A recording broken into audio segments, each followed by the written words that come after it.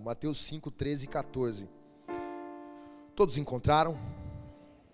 Diz assim a palavra do nosso Deus: vocês são. Quem são? Amém. Vocês são o sal. Eu leio da NVI, tá? Vocês são, mas a King James também fala a mesma coisa, ó. Vocês são o sal, no singular, né? O sal da terra. Mas se o sal perder o seu sabor, como restaurá-lo? Nada servirá, não servirá para nada, exceto para ser jogado fora e pisado pelos homens. 14. Vocês são a luz do mundo. Não se pode esconder uma cidade construída sobre o monte. Leio novamente. Vocês são o sal da terra. Mas se o sal perder o sabor, como restaurá-lo? Não servirá para nada, exceto para ser jogado fora e pisado pelos homens. Vocês são a luz do mundo. Não se pode esconder uma cidade construída sobre o monte. Amém? Até aqui. Queridos, nessa noite, essa mensagem ela é fruto de uma menção da pastora Tati, que estava aqui com o seu esposo na quinta-feira. Ela leu um texto em Efésios, capítulo 1, na versão A Mensagem, e algo me chamou muita atenção quando aquele texto na Bíblia, A Mensagem, diz o seguinte: que o mundo é periférico da luz, e não a luz periférico do mundo. Isso ardeu no meu coração, primeiro porque nós temos uma série de Efésios aqui, e ela veio terminar aquela fala exatamente em Efésios. E segundo, porque isso é algo tão vigente para os nossos dias. É algo tão real para esse tempo que nós estamos vivendo.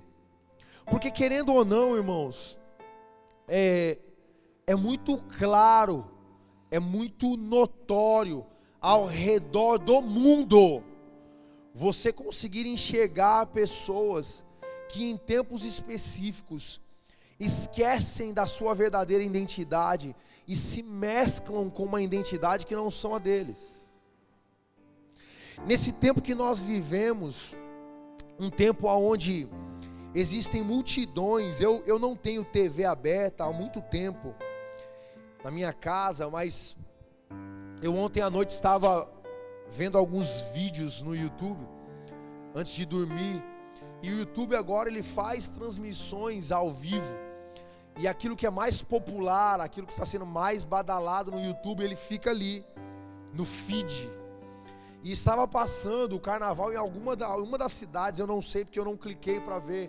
E só dava para ver, irmãos, a multitude de pessoas, muitas pessoas, atrás daqueles trios e daquela festa que estava acontecendo. Multidões de pessoas.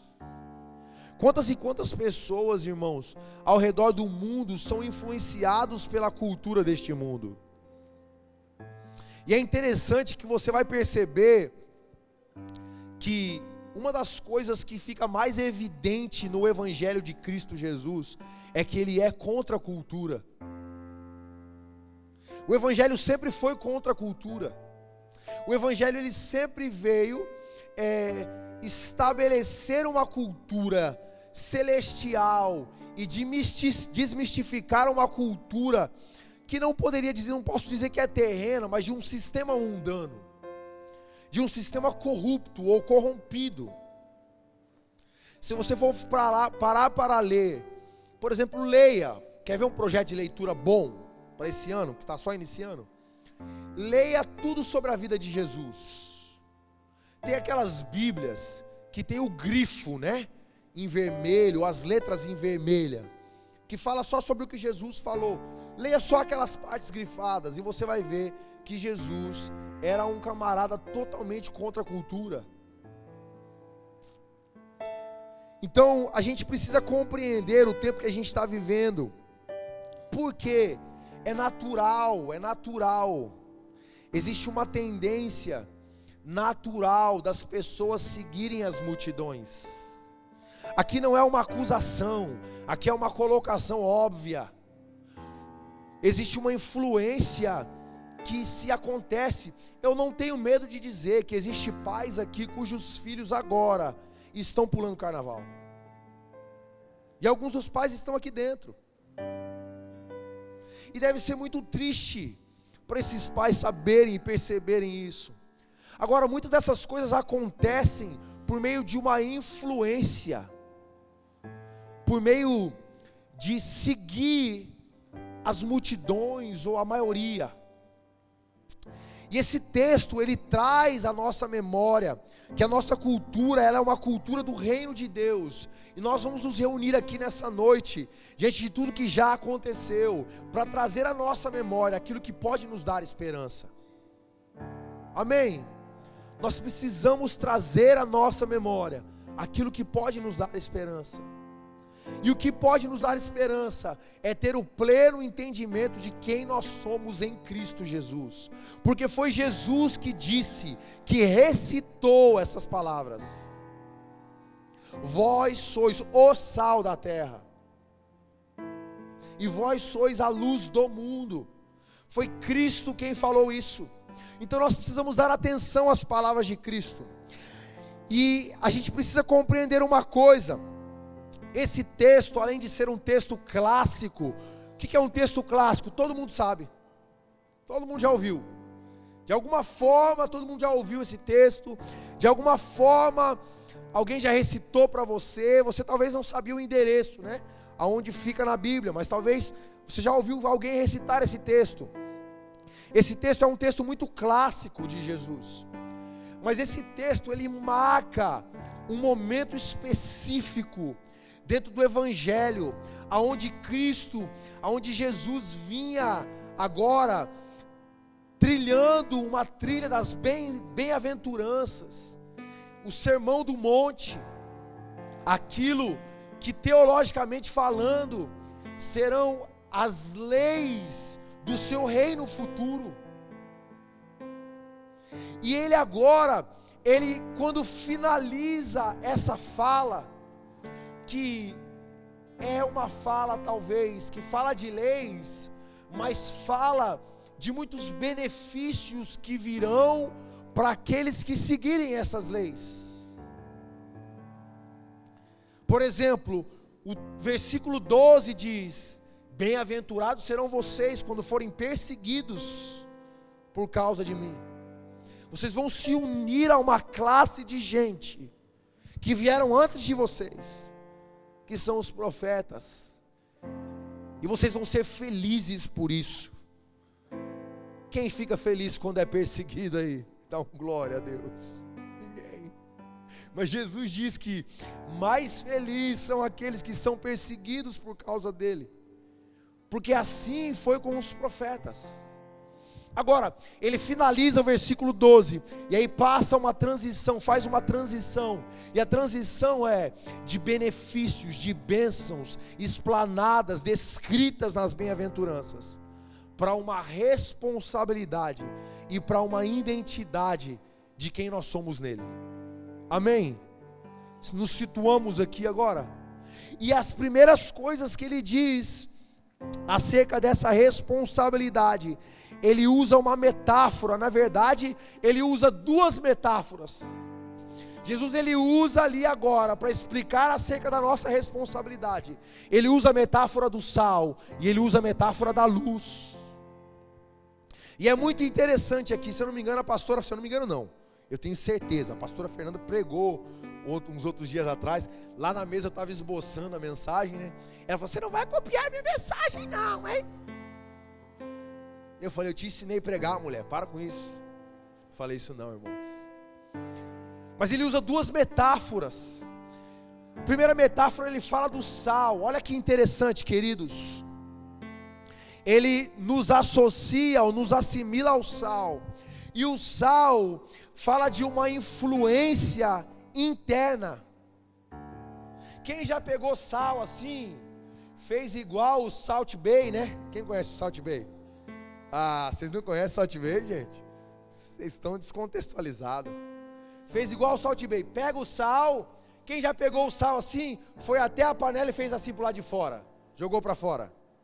Ninguém. Porque o sal, ele exerce uma influência dentro. Ele exerce uma influência interna. Preste atenção que isso é chave para a mensagem.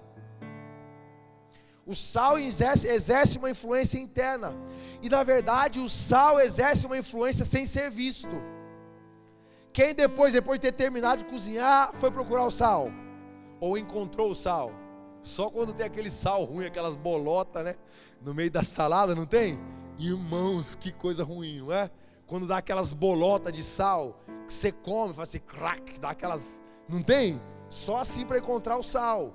Mas se o sal não for tão ruim, irmãos, você come o sal despercebido. Na verdade, você só percebe o sal pelo seu paladar, mas você não consegue encontrá-lo visivelmente, porque o sal, ele exerce uma influência interna, mas ele exerce uma influência invisível.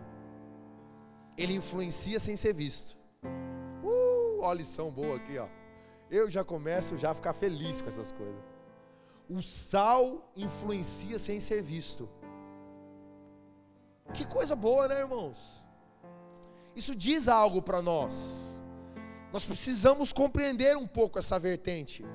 Eu não vou sensacionalizar nada aqui, nem também expandir muito o texto, mas a segunda vertente, ela é uma vertente que mostra todo o equilíbrio do reino de Deus. Deus é um Deus técnico, irmãos. Deus é um Deus técnico, sempre foi. Sempre foi. Se você for parar para analisar, Deus, ele trabalha muito mais com medidas precisas do que com coisas eufóricas. Tudo que Deus fez na terra tinha uma medida exata, um padrão perfeito e um tempo estabelecido. Pensa nisso. Talvez, vou abrir um parênteses aqui agora, porque veio um insight. Vou abrir um parênteses. Isso é importante nós sabermos. Por quê? Porque aí a gente sai da euforia de achar que Deus precisa fazer tudo ao nosso tempo. Não, não. Deus tem uma medida exata, um padrão perfeito e um tempo estabelecido. Por isso, quando Deus quer agir, Ele já tem uma forma de agir. E quando Ele tem uma forma, que Ele vai e estabelece essa forma, Ele também tem um padrão. E Ele tem, além desse padrão, que é elevadíssimo, Ele tem um tempo para manifestar tudo isso. Não adianta. Sabe por que muitos de nós nos batemos no dia a dia? Porque nós queremos que as coisas aconteçam debaixo de uma maneira que nós esquadrinhamos, com um padrão que nós estabelecemos e um tempo que nós projetamos. Não funciona assim. Não funciona assim. Não funciona. Até Jesus manifestou os seus feitos em um tempo específico. Os seus irmãos questionaram a ele: ué, quem quer ser conhecido deve fazer os seus atos de milagres lá fora. E Jesus ficava calado, não respondia Tiago. Tiago questionava Jesus assim, seu irmão. Ele ficou calado. Agora, quando chegou o tempo dele manifestar o seu poder, quando Deus o leva até o deserto, e agora ele é batizado, ele sai dali e faz o primeiro milagre. Porque tudo tem um tempo. Compreende isso? Quem compreende isso? Só para mim entender. Joia, muito bom. Então, existe aqui uma técnica perfeita, uma medida, algo com exatidão. A primeira medida é: o sal é um padrão de influência interna e invisível, mas a luz é uma influência que é externa e é extremamente visível. Olha o equilíbrio. Quem aqui consegue passar despercebido a luz? Vou dar um exemplo técnico aqui, tranquilo, para todo mundo entender. Quando a sua... Estou querendo lembrar o nome do negócio em português aqui, acho que eu li tanto em inglês ontem.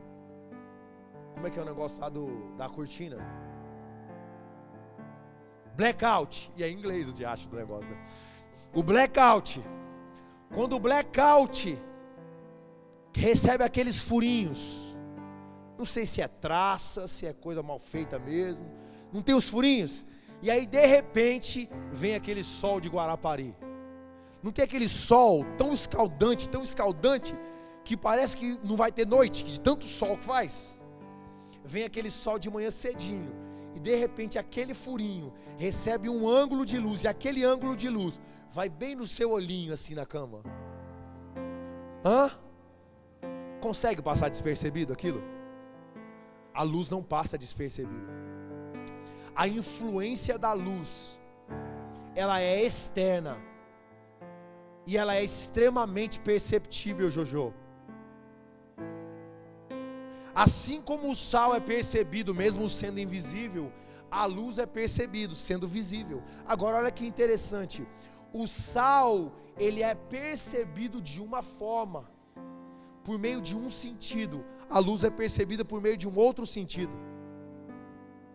A luz, ela é percebida por aquilo que você vê de dentro para fora.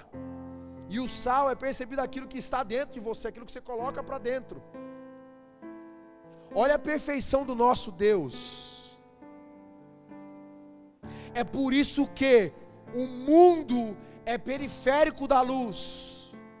A luz está aqui, e todo o seu periférico é aquilo que você vê sendo iluminado, e não a luz periférico do mundo. Em outras palavras, a igreja de Cristo é essencialmente diferente de todas as coisas. Ela não se compara, nem se equipara, e tampouco se iguala ao mundo. Todas as vezes que você vê algo que diz respeito à igreja se igualando ao mundo, está deixando de ser igreja. Faz sentido, irmãos? Faz. Amém? Que bom. Então preste atenção em uma coisa, quando a Bíblia diz, vós sois o sal da terra, o que é que Jesus tinha em mente quando ele estava dizendo isso? O que é que o seu Senhor, o seu resgatador, o seu Messias, o seu Cristo, aquele que você esperou um dia e te encontrou e te tirou das trevas para a sua maravilhosa luz, quis dizer quando ele disse que você é sal da terra? A primeira coisa que ele quis dizer é que você é essencialmente diferente de tudo aquilo que possa existir. O que torna o sal poderoso e essencial é que ele é diferente de tudo. Coloca pimenta em vez de sal. Coloca, que coisa linda. Hoje eu vou tirar a porção do sal e eu vou colocar mais pimenta sem sal. Fica apimentado, mas perde o sabor. E pimenta é algo que dá sabor à comida. Eu estava almoçando na casa do pastor Dinho, na casa da dona Maura, a convite do pastor Dinho. E cheguei lá, eles estavam fazendo aquela comoção de fazer a comida. E de repente o Dinho e a Poliana se ausentou. E a dona Maura foi lá na panelinha dela, pegou a colher, jogou na mão e... O brasileiro faz isso bem, né? Aí ela olhou, aí foi lá num potinho. Aqueles potinhos que não tem nada a ver, irmãos. Quem já viu um pote de sal bonito aí? Igual o pote de café, não tem, o sal é desprezado. Aí foi lá, aquele pó de sal, colocou a colher no sal, sem os irmãos ver, sem os filhos dela ver, jogou lá. Sabe o que ela fez? Ela não jogou por cima, ela colocou a colher, foi lá no fundo e jogou. Eu perguntei, dona Maura, por que você jogou o sal lá no fundo, não jogou por cima? Ela, porque ainda vai borbulhar, meu filho, o sal vai se espalhar. Eu falei, e pronto, nem sabe ela. Estava braba. Ela estava me ensinando. Eu falei, Jesus, não me deixa sair daqui sem ensinar ela também. Colocou sal e depois ficou, irmãos, ó, uma muqueca que eu vou te contar, viu? Pena que você não estava lá. Deliciosa. Porque o sal é essencialmente diferente de tudo. Tinha pimenta, tinha tempero do reino, tinha tomate ou coloral, alguma coisa tinha que deixou vermelhinho. Tinha de tudo, mas se não tivesse sal, não tinha. Pode falar alto, me ajuda a pregar, é simples hoje. Se não tivesse sal, não tinha. Ó, que coisa boa. O sal tem um poder porque ele dá sabor para as coisas. Deixa eu dizer para você uma coisa: o seu poder está em ser essencialmente diferente. Vai você se misturar com todo mundo, vai você pegar o padrão de todo mundo, você vai perder o seu sabor, você vai perder a sua essência. Não adianta o cristão querer ser Maria vai com as outras. Se ele se torna Maria vai com as outras, ele perde o fator X, o fator X, né? O fator principal da sua manifestação na terra, que é dar sabor, ser diferente. Eu notei isso também indo para um hospital. Eu visitei na verdade eu saí para visitar uma UTI, o irmão Deusdete, no sábado, e eu acabei indo para 2 UTIs. E o Deusdete, ele estava sendo visitado fora do horário de visita. Já o outro irmão, o irmão José Maria, eu tive que esperar o horário de visita. E quando eu entrei naquela UTI, a primeira coisa que eu notei ali, alguém aqui foi na UTI por esses dias? Levante a mão. Irmão, crente tem que ir na UTI de vez em quando. Primeira coisa que eu notei foi como a vida do homem é um sopro. Eu estava numa UTI de hemodiálise. Ali tinha jovens de 20 e poucos anos.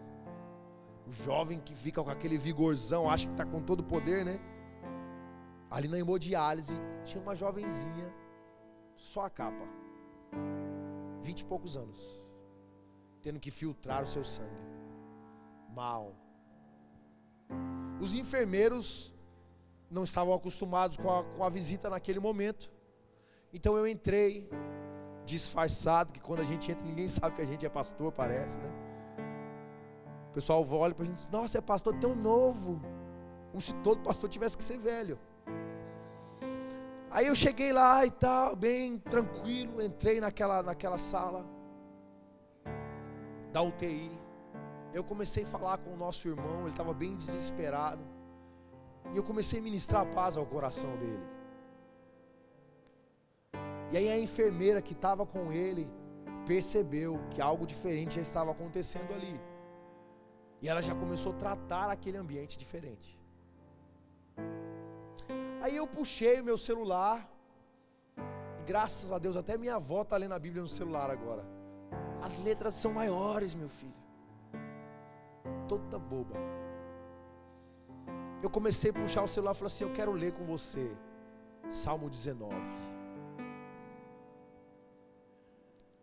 Os céus proclamam a glória do nosso Deus. Quando eu comecei a ler aquilo, a médica, as enfermeiras começaram a ouvir. E a gente tem uma fóvea, né? A gente tem uma visão periférica que chama fóvea. Eu olhei assim, falei: opa, tá percebendo? Aí você dá aquela entonada de voz de pastor, né? Os céus declaram a glória do nosso Deus. Aí elas ficaram mais agitadas. Aí começaram a cercar aquele lugar. E eu comecei a ler aquilo. O firmamento declara a sua glória.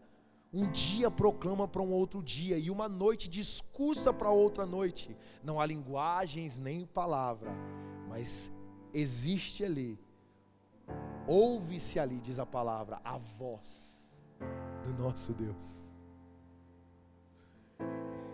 E ali eu comecei a perceber que aquele ambiente começou a mudar, um ambiente de UTI. Por quê? Porque algo estava acontecendo ali numa dinâmica espiritual. Porque o sal, se ele for igual a outros, ele de nada serve. O sal tem poder por ser essencialmente diferente. E o que eu quero trazer para você nessa noite, por favor, não queira se enquadrar num padrão que não foi feito para você. Não foi feito para você. Se não foi feito para você, não se enquadre. O seu poder enquanto sal só existe quando você for diferente. Porque sem você, o lugar onde você está perde o sabor. Sem você, aquele lugar fica essencialmente sem sabor.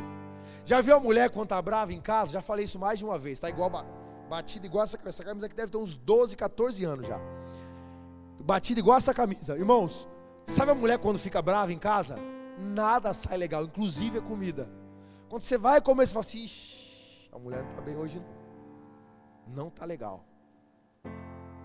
Se você perder a sua essência, ou o poder de ser diferente, você vai deixar de salgar, deixar de dar sabor. Deixa eu encorajar você nesses dias. Seja diferente. Seja diferente. Tem coisas que não dá para fazer concessão. O mundo que estamos hoje, fazer concessão é perigoso, é um passo para um abismo. E a Bíblia diz que todo abismo ele chama um outro abismo. Cuidado com as concessões. Cuidado. Jovens aqui presentes, cuidado com o seu Instagram. Cadê os meninos aqui? Eu gosto de falar isso para os meninos. Não está aqui, Paulão está aí não, os meninos não estão aí não, né? Cuidado com aquelas mensagens que você manda para os outros. Cuidado com aquele comentário que você faz no story das meninas. Cuidado daquilo que você manda para uma mulher casada. Cuidado, tome cuidado, você é diferente. Você foi chamado para ser diferente. Você perde o seu poder e a sua essência quando você se torna similar a todos. Você perde o seu poder. Você foi chamado para ser diferente. Seja assim, desfrute. Irmãos, coma do fruto da sua diferença. Coma do fruto de ser alguém que não está encaixado num padrão já formatado humanamente falando. Colha desse fruto, dê sabor para as coisas. Igual a todo mundo já tem muita gente. Hoje eu estava estudando e aí eu cheguei e falei para o pastor Max: existe uma grande diferença dos discípulos, dos líderes da multidão. A multidão, ela faz as coisas só quando tem vontade. Líder tem que fazer mesmo quando não tem vontade. Irmãos, só que quando você faz sem ter vontade, dentro de uma dinâmica de obediência, não de obrigação. Note, porque também senão fica bagunça. Você passa a desfrutar de coisas que você não esperava. Irmãos, a gente não propaga aqui, mas já estão me cobrando para propagar. Sexta-feira à noite, todo o presbitério dessa igreja saiu das suas casas à noite e foi reformar a casa de um ancião. Sexta agora, a gente pintou a casa, limpamos a casa, fizemos faxina na casa. Ninguém vai ver isso. Aí eu brinquei lá, a Rede Globo não mostra essas coisas. Ninguém vai ver isso, irmãos. Mas foi tão gratificante você sair dali e ver dois anciões debilitados, adoentados, porque passaram por crises profundas, um no coração e o outro no pulmão. E aí a casa deles estava, irmãos, uma pilha de sujeira. Eles dormiam em meio a muito pó. E a gente ir lá, os pastores, sexta-noite, depois da semana toda trabalhando, irmãos, porque pastor trabalha demais, ir lá tirar a sujeira da casa dos outros, e ainda pintamos a casa por fora todinha. Deus multiplicou a tinta, que não era para dar para... O Dinho, vamos pintar essa parede. Eu falei, Dinho, não vai dar, Dinho. Não vai dar, Dinho. Não, vamos dar um jeito, pastor. Eu falei, então vamos. E começamos a pintar a casa dos outros. Por quê? Porque nós precisamos ser diferentes. Ei, nós precisamos ser diferentes. E ser diferentes implica e às vezes fazer as coisas não porque nós não queremos fazer apenas, mas por um nível de obediência ao Senhor. Qual foi a última vez, você que está aqui, que você fez algo que você não queria fazer, mas você sabia que aquilo era algo que você deveria fazer, e então você fez? Pense nisso com carinho. Eu preciso correr. O sal é o único ingrediente indispensável. Já falei isso daqui. Não, irmãos, pode faltar tudo, Você pode fazer uma comida até sem alho. Eu gosto de alho, tá? Pensa num cara que gosta de alho, sou eu. Pode fazer até sem alho, mas se você fizer sem sal e com alho, não fica a mesma coisa. O sal é um ingrediente indispensável. Deixa eu falar para você que está aqui, por favor. Deus te colocou na terra, resgatando a sua vida, levando você a viver as dinâmicas dele, porque você se torna alguém indispensável quando você é aquilo que ele te chamou para ser. Eu já disse isso aqui, aquela balela de que se você não fizer, Deus vai usar outro, é mentira. Isso é mentira. Deus levanta uma outra geração, mas Ele não levanta uma outra pessoa, até que você cumpra aquilo que você tem que cumprir. Deus perseguiu Jonas, porque ele não tinha outra pessoa? Não, porque para aquela missão, ele havia designado Jonas. Jonas era a pessoa designada a fazer aquilo. Então, se Jonas não fizesse, não teria outro para fazer, a não ser que ele levantasse uma outra geração. É por isso que os profetas oravam, que não passe essa geração, Senhor. Tem coisas que só você vai salgar, não é o pastor, não é o líder, não é o seu vizinho, não é o seu discipulador, não é ninguém, é você. Só você vai salgar. Só você, mais ninguém. Você se torna um ingrediente essencial quando você compreende quem você é em Deus. Eu já disse isso, repito aqui. Repito, está mais batido do que a camisa. Repito, lá em casa, eu sou o único homem entre os filhos, tenho 3 irmãs meninas. Hoje só uma irmã está nos caminhos do Senhor, as outras 2 vivem numa grande metrópole, tinha até algo aqui, e elas se desviaram. Mas todas as vezes que tem um problema, para quem que elas ligam? Para quem que elas ligam? Oh bro, me chama de bro. Oh bro, ora aí, por favor. Ora aí, está acontecendo isso. Como assim, filho? Não está acontecendo isso, aquilo, outro. Ora por mim, por favor. Elas sabem. Pode não concordar com tudo, pode não estar nos mesmos caminhos, mas elas sabem que existe uma diferença para aqueles que foram chamados para ser sal. Por favor, compreenda isso. O sal, entre tantas coisas, ele preserva. Ele é essencialmente um preservador da essência.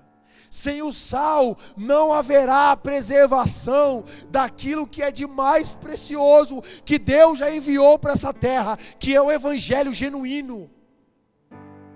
Porque quando o sal deixa de preservar, ele deixa de preservar a essência, todos ao seu redor perdem, inclusive ele mesmo, até o próprio sal perde, porque ele se torna insípido e agora passa a ser pisado. Você já viu uma pessoa que era e não é mais? Como é descredibilizada. Quem aqui já desviou sabe disso. Quem aqui pregava para todo lado, depois desviou, sabe o que eu estou falando. Você sabe. Você falava tanto, e aí você se desviou, as pessoas olharam para você e falaram assim: olha aí, ó. Olha aí, ó. Falava aí, ó. Está pior que eu agora. Porque o sal, quando ele perde o seu sabor, ele passa a ser pisado. Agora o sal, na época de Jesus, a pastora Fernanda mencionou isso, ele era usado para preservar, não havia refrigerador Electrolux. Então ele era esfregado nas carnes para preservar. Hoje o sal, ele exerce a mesma função. Não é algo literário como naquela época, por mais que a gente goste de carne de sol. mas é algo que Deus ainda mantém ativo e atemporal. Por quê? Porque hoje o sal foi colocado para preservar uma essência genuína. Você sabe, ei, igreja do Senhor, você sabe quem é e quem não é. Nós temos agora, nesses dias, na nossa geração, nós temos um farômetro para aquilo que é genuíno, para aquilo que não é genuíno. Pode colocar um jovenzinho em um lugar, ele entra, ele começa a ouvir o louvor, ele começa a ouvir a palavra, e ele sabe se existe vida de Deus ou não existe. Por quê? Porque se tem sal, o sal preserva uma essência. Que essência é essa? De um evangelho genuíno, que não pode ser corrompido. Olha os extremos que a nossa nação já viveu. Olha os extremos que o mundo já viveu. Quantos de nós aqui já fomos influenciados por movimentos? G12, célula, não sei o que, e assim por diante. Mas em meio a tudo isso, eu gosto de citar o Apocalipse, que diz que em meio a todas as igrejas, a todas as movimentações eclesiásticas, existem vencedores. Em meio aos extremos, o extremo direito, o extremo esquerda, existe um remanescente que vai trilhando um caminho centralizado em Cristo Jesus, preservando uma essência que não pode ser corrompida, mas que deve ser preservada. E essa responsabilidade é nossa. Não é de ninguém mais, é nossa. Quem vai preservar a essência? Posso dar um conselho para você? Para de criticar aquilo que está errado. Eu já fiz um limpa lá no Facebook, de neguinho que só fica criticando a igreja. E digo mais, para de criticar quem está do teu lado, quem está debaixo do seu teto, seja na tua casa, ou seja no seu lugar espiritual. Para, é feio. O sal preserva, ele não expõe, ele age invisivelmente, para dar sabor e para preservar. Uma outra coisa que o sal provoca, caminhando para o final, o sal provoca sede. O sal provoca sede. Agora eu me lembrei do meu avô, aquele sal que a gente dava para as vacas, para os boi. Eu não fui criado em apartamento não, moço. Meu avô comprava aquele sal meio amarelado. Para que você está dando isso? Para os boi beber água, para as vacas beber água. Eu não entendi, agora eu entendo que era para engordar, né? Mas por quê? Porque o sal provoca sede. Oh, irmãos, é simples isso, é pragmático, é objetivo, não tem nada místico. Se você é sal, como tem sido a sua provocação? O que você tem provocado? Ira, confusão, discussão ou sede? Sede nas pessoas. Quando as pessoas param para andar com você, elas querem conhecer mais de Jesus, elas querem mudar. Não vamos falar a verdade, vamos ser realistas. Quando as pessoas estão com você, elas são provocadas a viver uma vida diferente, a entrar num nível de mudança. Ou elas não recebem influência nenhuma do sal que você é. Pensa nisso com carinho. Toda conversa que eu participo, eu olho para uma oportunidade de provocar uma mudança de mentalidade.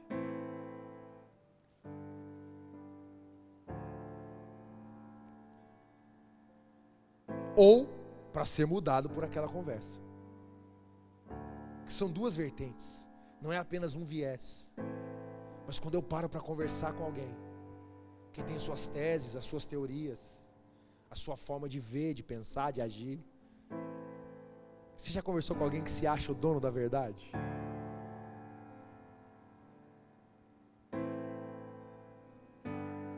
Eu já descobri. Posso falar para você? Discutir com essas pessoas não adianta. Porque elas acreditam que elas têm toda a verdade. Eu procuro por uma abertura. Se der, eu deposito alguns grãos ali dentro. E às vezes nem falo mais. Porque o sal provoca sede por si mesmo.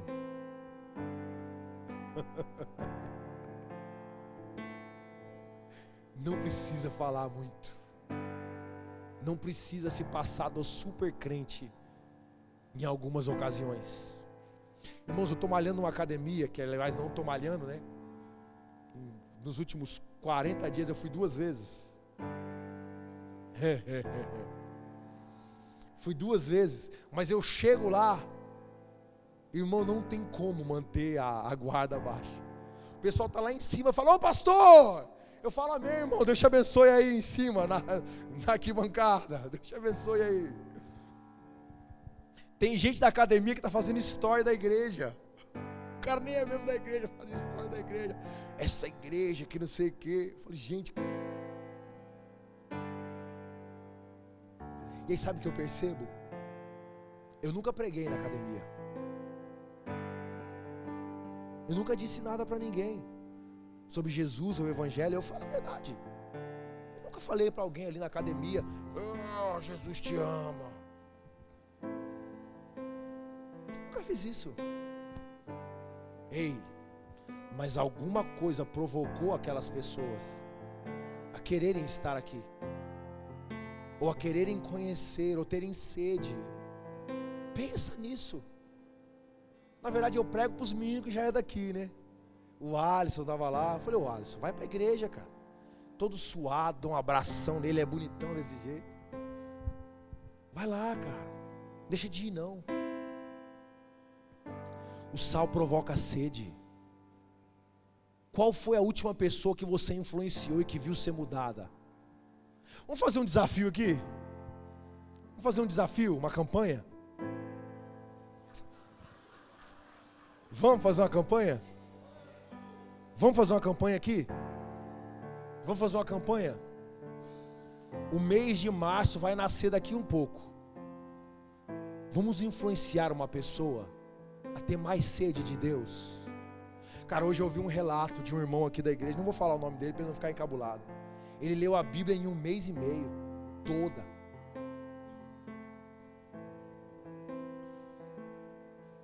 Eu já vendi um monte de livro para esse irmão. Irmãos, influencia alguém. Não estou dizendo que foi minha influência, mas quando ele falou aquilo, eu falei: você é melhor do que eu, hein, cara? 1 mês e meio, tá doido. Influencia alguém. Se desafia. Sai daqui. Se você esquecer de tudo, sai daqui com um desafio. Eu vou influenciar alguém. Eu vou provocar sede em alguém. Acabou. Simples, mensagem pragmática. Eu vou provocar sede em alguém. Eu vou fazer com que alguém vá mais fundo em Deus. E por fim, fica de pé. O relógio me parou. Miserável.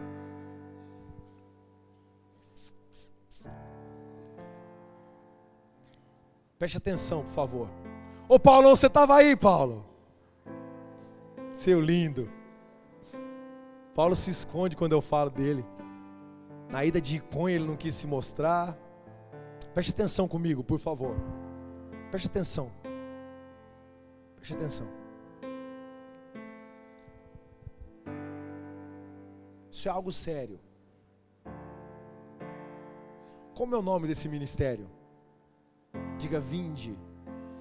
Vinde, né? É o primeiro chamado de Jesus, é vinde. Não é? Mas quando você sair dali para fora, agora é ide. Note algo importante. Note algo importante. Jesus disse que você é o sal da terra. O que ele quis dizer com isso?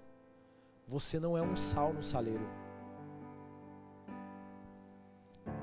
Você não é um sal aglomerado. Você é um sal da terra.